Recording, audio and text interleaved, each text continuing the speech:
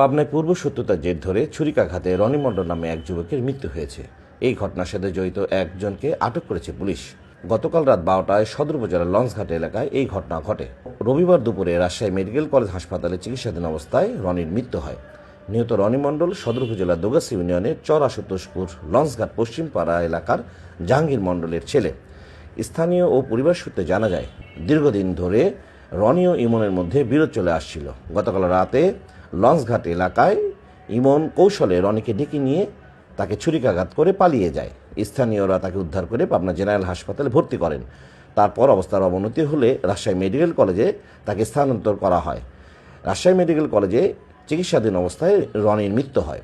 সদর থানা ভারপ্রাপ্ত কর্মকর্তা আব্দুল সালাম ঘটনার সত্যতা নিশ্চিত করে বলেন, এই ঘটনার সাথে জড়িত ইমন নামের এক যুবককে ইতিমধ্যে গ্রেপ্তার করা হয়েছে। বিষয়টি নিয়ে আমরা কাজ করছি, পরবর্তীতে বিস্তারিত জানানো যাবে। ঘরে তুলে যায় এরকম করে মারিয়ে দিয়েছে, এরকম এইদিকে দুনিয়া চলে, এইদিকে হয় বা আমার ছোট ভাই রনি যে মারা গেছে সে ওখানে বসেছিল। ওখান থেকে ইমন নামের ছেলে যে এসে আমার ছোট ভাইকে চাকু মারে।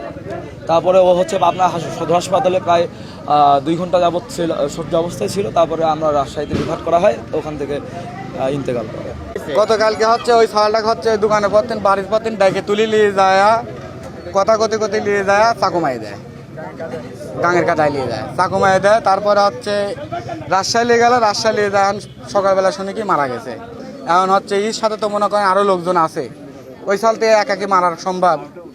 এরা একটা রাজনীতি চাইল হয়ে গেছে। এখন আমরা ফাঁসি চাই।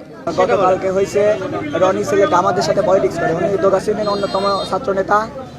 এই ছাত্র নেতা ওনাকে বাসা থেকে তুলে নিয়ে যায় ওই র্যালির প্রজেক্ট ওই দোকানের পর নিয়ে যায়, মনে করেন অতিরিক্তভাবে হত্যার উদ্দেশ্যে ওনাকে ছুরির আঘাত করে।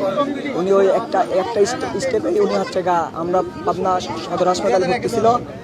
এখান থেকে ডাক্তার বললো যে রাজশাহী পাঠাতে হবে। আমরা তাৎক্ষণিক রাজশাহী পাঠাইছি। রাজশাহী পাঠানোর পরে আমরা রাত 4টার দিকে বাসায় আসছি। এখন শুনে সকালবেলা ফোন আসলো রাজশাহী থেকে যে রনি আর নাই। আমরা এর ফাঁসি চাই।